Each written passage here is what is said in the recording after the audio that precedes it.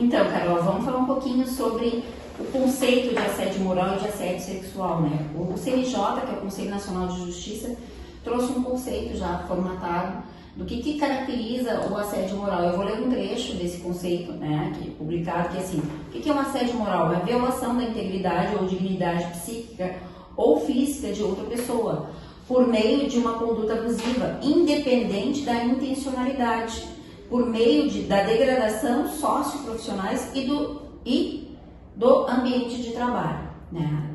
E quando a gente fala de assédio sexual, né, muitas vezes parece que o conceito já está extrínseco, assédio sexual, e na verdade ele pode ser proferido de várias formas, né? E o CNJ trouxe assim: conduta de conotação sexual, praticado contra a vontade de alguém, sob forma verbal, não verbal ou física, palavras, gestos, condutas físicas ou outros meios. Então, Jana, a gente tem aqui dois conceitos, né, do assédio sexual e do assédio moral. Quando a gente está falando de assédio moral, né, então não necessariamente pode não ter um contato físico, mas ele é uma violência psicológica. Então, é muito mais uma conduta social reiterada que a gente tem ali.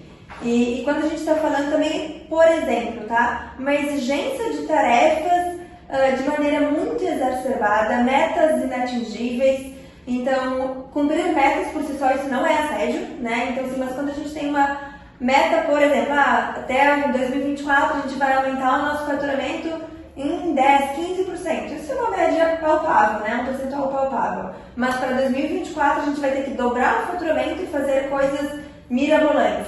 Talvez para aquele contexto empresarial isso seja uma meta inatingível, né? Eu tenha que levar o meu colaborador a um extremo para que ele consiga chegar naquela meta ali que eu coloquei na minha cabeça, assim, enfim, um embasamento ou uma fórmula que permita aquele colaborador chegar lá.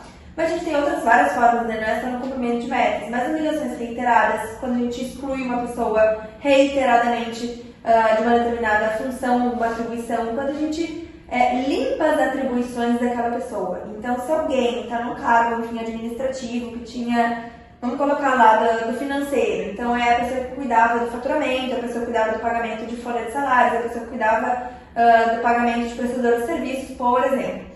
E essa pessoa começa a ser retirada das suas atividades sem nenhum motivo. Então, assim, ela não entende o porquê que ela está sendo excluída daquilo que ela foi contratada a fazer. E talvez alguém pense, que bom, né, menos trabalho. Mas e muitas vezes ela não recebe outras atividades para compensar aquelas atividades. Exato. Né? O que dá ensejo de que ela não tinha competência para exercer aquela outra atividade, mas de forma silenciosa o empregador vai retirando as suas atribuições. Isso também é caracterizado no assédio moral. Exato, porque ele vai isolando aquela pessoa. Então, outra conduta também que pode caracterizar um assédio é o isolamento físico, né? Então, tira o colaborador da sala onde ele está acostumado a trabalhar, onde está toda a sua equipe, coloca ele numa outra sala, sozinho ou com uma outra equipe que não tem nada a ver com ele, para ele exercer aquela atividade num outro local. E sem uma justificativa plausível, né? Alguma necessidade dessa mudança de local físico. Então, tu vai levando o colaborador a tal ponto que ele ou eventualmente peça sua demissão, ou que ele se sinta cada vez mais excluído, humilhado, constrangido naquele ambiente de trabalho. E fora outras formas que daí são um pouco mais comuns e rotineiras, que são aquelas piadinhas.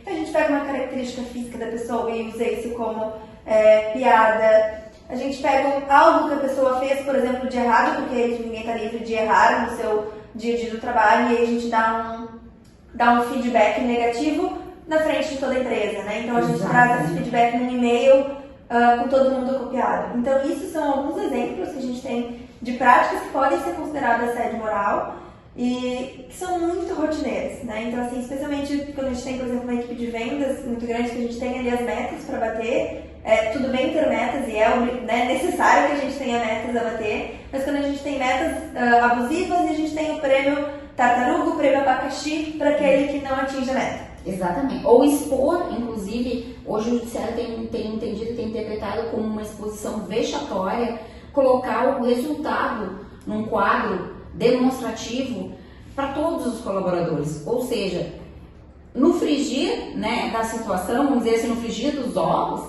o que está acontecendo? A remuneração daquela pessoa está sendo exposta para todos os outros colegas. Tanto para aquele colega, aquele colaborador que teve um resultado positivo, conseguiu galgar o topo, como aquele atingir as metas, ambos podem se sentir constrangidos, né? Compelidos, porque o seu resultado está sendo exposto para outros, né? Então, assim, é uma situação também que tem que ser olhada com muito cuidado, né? Com muita cautela, a forma como vai ser apresentado o resultado daquele colaborador, a produtividade daquele colaborador.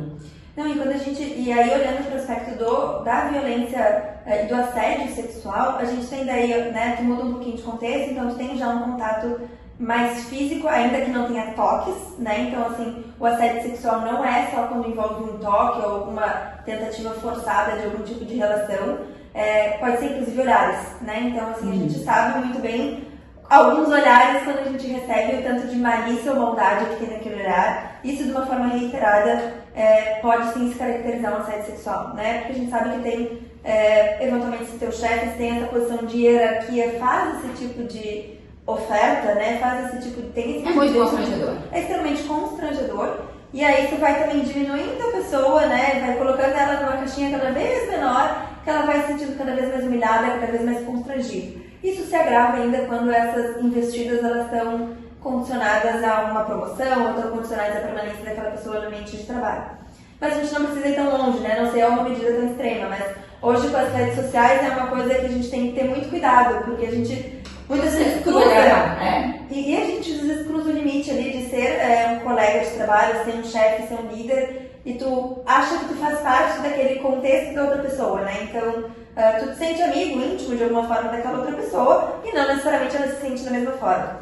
E aí a nossa etiqueta das redes sociais hoje é muito difícil, né? Então, o que pra mim é uma coisa, talvez pra outra não seja lido da mesma maneira. Então a gente tem que cuidar um pouquinho dessa etiqueta para não interferir na vida alheia, então interferir na vida do teu colega de trabalho, do teu liderado, fazendo com que isso pareça ser outra coisa, né? Então, porque nas redes sociais a gente compartilha muito nossa vida particular, e muitas vezes em momentos íntimos, com a família, na praia, na piscina, viajando, numa festa, enfim, mais arrumada, com menos roupa que as pessoas estão acostumadas a nos ver normalmente, então com uma roupa de saída de festa, uma roupa de praia, e aí as pessoas vão ali na interação e achando que é o teu amigo, que tem essa intimidade, comenta alguma coisa, mas ela esquece que ela é o líder, né? Então tem aquela relação de trabalho ainda permanente, né? Então, assim, segunda-feira a pessoa vai retomar o trabalho com aquele constrangimento do chefe, enfim, do seu colega, fazendo comentários totalmente inoportunos,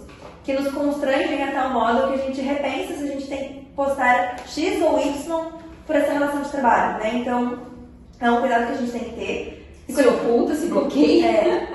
E aí, o que a gente vai fazer, né? Não vai aceitar o colega que nos aceitou, não vai aceitar o chefe que nos convidou ali no Instagram. Então, a linha é muito tênue, né? Então, assim, da amizade que a gente tem e da intimidade que a gente tem com as pessoas do nosso ambiente de trabalho, mas também dos cargos e cadeiras que a gente ocupa.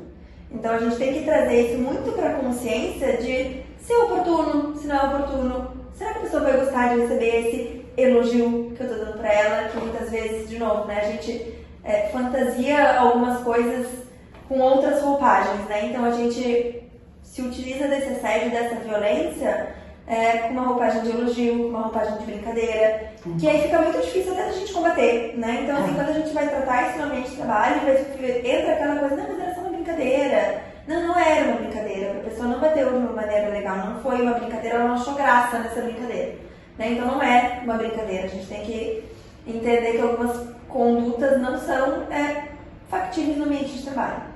Então, e aí tudo isso a gente tem que ter esse cuidado, né, olhando para a empresa, como que a empresa aborda isso, né? Era aí onde eu ia chegar, de que forma ela deve abordar todo o setor ou as políticas que ela deve adotar. E eu acredito e penso, né, que não é uma situação, um código de conduta que se entrega para o colaborador na entrada. Isso é uma cultura que tem que ser trabalhada periodicamente com os colaboradores, né? E de que forma assim, pode ser apresentado, Carol? A gente tem, vou colocar dois universos, né? Um universo formal, então, que é o código de conduta. Então, hoje, inclusive, a legislação obriga empresas com CIPA ter esse código de conduta no seu código de conduta e código interno, política interna, questões envolvendo ao combate a assédio e outras formas de violência. Dessa mesma forma, essa legislação obriga que as empresas tenham treinamentos, então, periódicos, né? Além da CIPA, hoje a CIPA mais A, que mudou o nome, né? Que a CIPA também tem essa atribuição de falar sobre assédio, ser de fato um suporte nesse combate ao assédio, e também tem que ter o canal de denúncia, né? Então, pensando numa parte formal, é ter esse código de conduta, essa política interna bem desenhada em relação ao assédio. Então, para a gente saber o que é o assédio, para os colaboradores saberem qual é o caminho que eles vão ter que trilhar para fazer aquela denúncia, né? Então, justamente para evitar que isso vire uma fofoca de corredor e não uma denúncia formal para a empresa. Então, tem que reportar para o superior hierárquico, tem que reportar no canal de denúncia, ouvidoria, dependendo da forma como essa empresa se organiza, como é que depende da sua governança também. Mas empresas com CIPA também hoje é obrigatório ter esse canal de denúncia, né? Que seja apto e habilitado para receber esse tipo de denúncia e dar o encaminhamento e suporte necessário para aquela vítima e o encaminhamento, enfim, interno daquele agressor, né? Se ele vai ser afastado do trabalho, demitido por justa causa, enfim, qual vai ser a conduta atribuída àquele agressor. Então, a empresa ela pode, né, ter esses dois caminhos, o formal, pensando nisso, pensando nesses códigos, nessas políticas, nesses protocolos internos. Se a empresa, por exemplo, ela não tem CIPA, ela pode também auxiliar o RH a ter esses protocolos já estabelecidos, né? E esses protocolos serem amplamente divulgados para todos os colaboradores. Então, todo mundo precisa saber o que fazer num caso de assédio, para quem eles têm que reportar, como eles têm que reportar. Obviamente, isso não é para ser um processo engessado, então, se porventura tem lá a orientação de denunciar numa ouvidoria o canal de denúncias e ele reportou para o seu diretor superior hierárquico, esse diretor também tem a obrigação de fazer alguma coisa com essa informação, né, para não engessar e tornar esse um processo altamente burocrático, que a gente sabe que daí é inoperante. Então, e outra coisa, né, é introduzir isso verdadeiramente na cultura. Então, independente do porte da empresa, independente da quantidade de colaboradores, é tratar isso rotineiramente no dia a dia daquela empresa. Então, isso tem que estar incutido ali na cultura daquele negócio. Então, se isso não é um pilar fundamental, combater as formas de violência, e aqui entram outras formas também, combater a violência dentro do ambiente de trabalho, não adianta ter aquela política muito bem escrita, porque daí isso fica, de fato, um papel lindo na gaveta, né? Então, isso precisa, sim, estar no dia a dia de todo mundo. Todo mundo precisa saber o que fazer. Primeiro, todo mundo precisa saber o que é, todo mundo precisa saber o que fazer, e todo mundo precisa ter a certeza que no momento que isso acontecer, a empresa vai dar a correta destinação. Então, se eventualmente a gente tem um caso de assédio moral ou sexual, de conhecimento da empresa, e ela absolutamente não faz nada com aquela situação, a gente também está tendo essa passagem de pano para aquele agressor. Tem a conivência, tem a empresa que está, e que a gente vai entender que aquela empresa, embora ela pregue uma coisa, ela faz outra, né? Exatamente. Então ela vai estar validando aquela postura daquele agressor.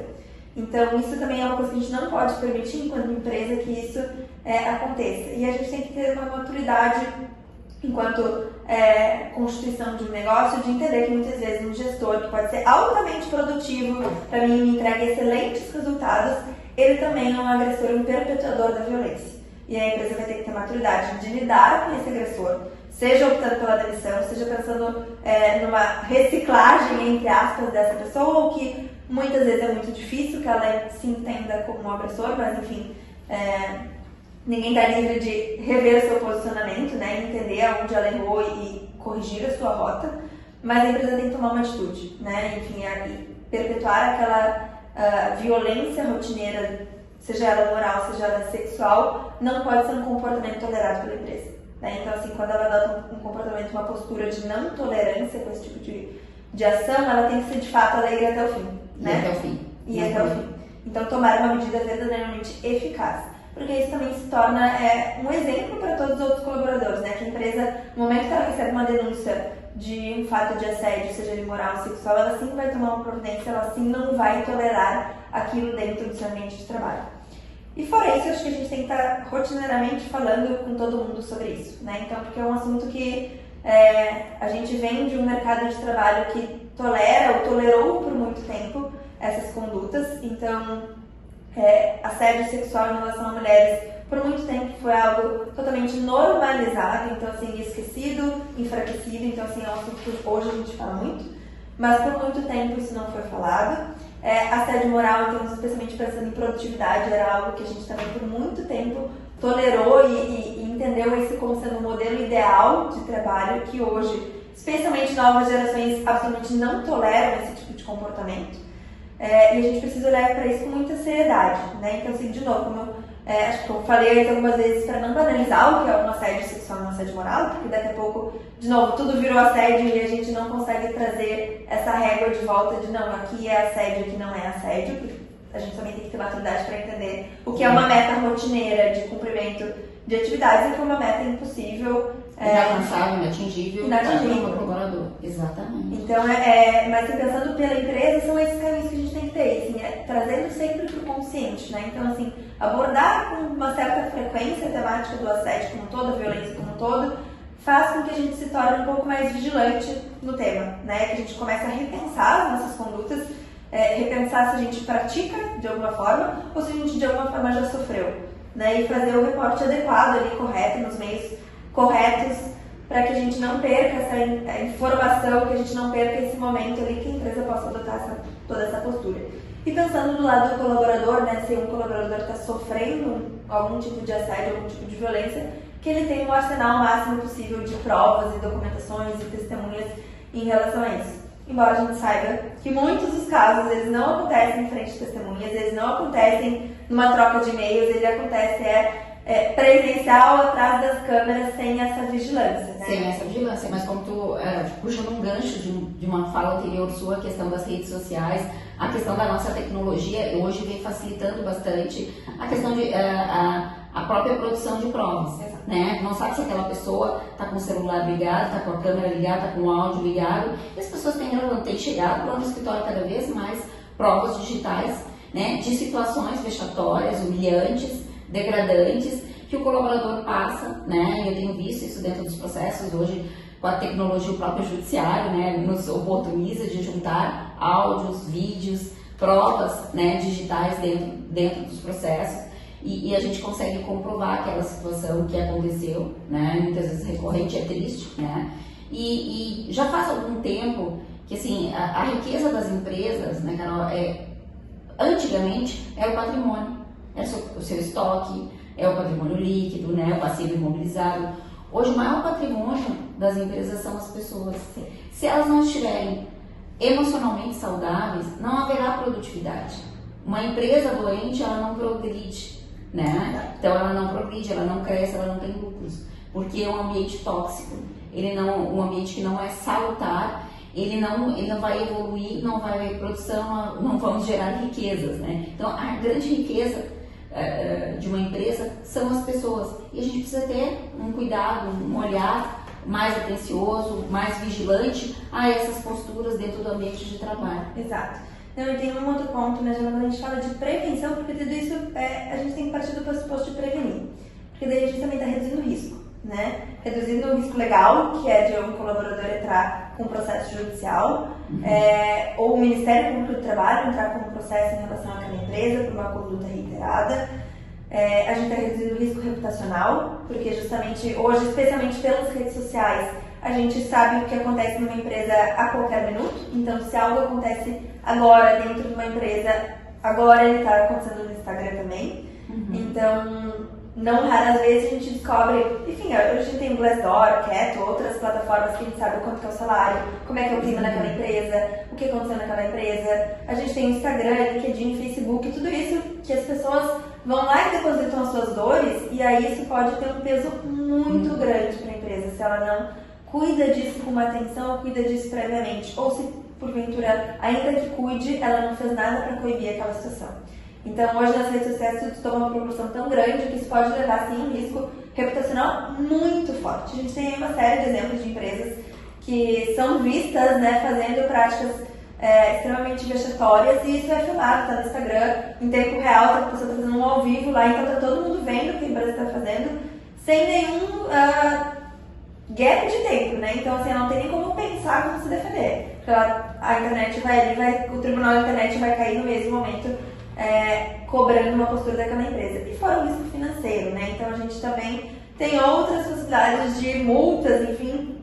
Multas do Ministério Público do Trabalho, além das demandas judiciais que acabam vindo as punições, enfim, né? A empresa perde aqueles selos, né? Os selos enfim, dos ISOs e de todas o que é usado, muito usado hoje no mercado empresarial, no mercado corporativo, em razão de não ter cuidado, né? Não ter vigiado essas práticas dentro do ambiente de trabalho. E eu acho que assim, esse cuidado a gente tem que ter assim, de uma maneira muito forte. E, de novo, né, a prevenção aqui é o melhor caminho. Porque a gente evita todos esses riscos, a gente evita que o nosso colaborador, que é o nosso patrimônio, que é o nosso maior valor aqui da empresa, porque sem os colaboradores a gente não tem uma empresa, né? A gente evita, enfim, uma série de questões que absolutamente não fazem sentido e não tem o porquê a gente não abordar isso. E aqui um ponto também que eu quero trazer é que dentro desse ambiente corporativo falar sobre esses temas não significa criar um ambiente de alarde, um ambiente assustador, um ambiente que todo mundo se sinta reprimido de alguma forma, porque a gente tem que ter essa espontaneidade, mas um ambiente com consciência e empatia. Né? Então, quando a gente traz à tona esses conceitos, a gente traz à tona ou coloca dentro da nossa política, do nosso código de conduta, combate ao assédio, combate às formas de violência, não é que a gente está chamando, a gente brasileiro tem essa ideia, né? Quando a gente fala de testamento, por exemplo, está chamando a morte. Quando a gente está falando de código, incluir uma coisa de código de conduta, não, a gente está dizendo que a gente vai ser... Isso está acontecendo, exatamente. Não é isso, né? É para prevenir e se porventura acontecer, o que a gente faz, qual é o caminho que a gente tem que seguir. Abrir um canal de Exatamente. de uma série. Bom, Carol, falamos bastante, adorei essa nossa conversa. Agradeço o acolhimento e receber o convite, que possamos fazer mais debates sobre isso. Com certeza. É um tema que ele não acaba em si, né? Ele não termina em si mesmo.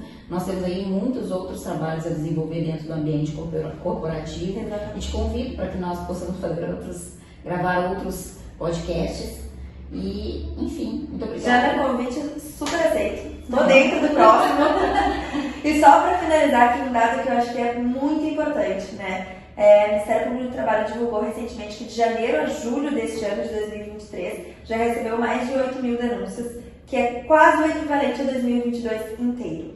Então, isso não significa que a gente está aumentando o número de assédio, o número de denúncias, mas sim um conhecimento muito maior. Então, eu vejo isso de uma maneira muito positiva, ainda alarmante, ainda que seja assustador, mas de uma maneira muito positiva, porque a gente está tendo mais consciência em relação a isso, e embora isso seja muito prejudicial para o ambiente de negócios como um todo, eu vejo também que a gente está tendo esse movimento empresarial de começar a conversar sobre isso, de olhar isso com uma certa maturidade, de entender sim que esse é um assunto que a gente tem que tratar internamente na nossa empresa, né? Sem criar de novo essa sensação de alarde ou de insegurança, mas justamente o contrário, é um ambiente seguro, um ambiente inclusivo, um ambiente que aceita todas as pessoas, promove uma diversidade, promove de fato um ambiente de trabalho sadio para todas as pessoas.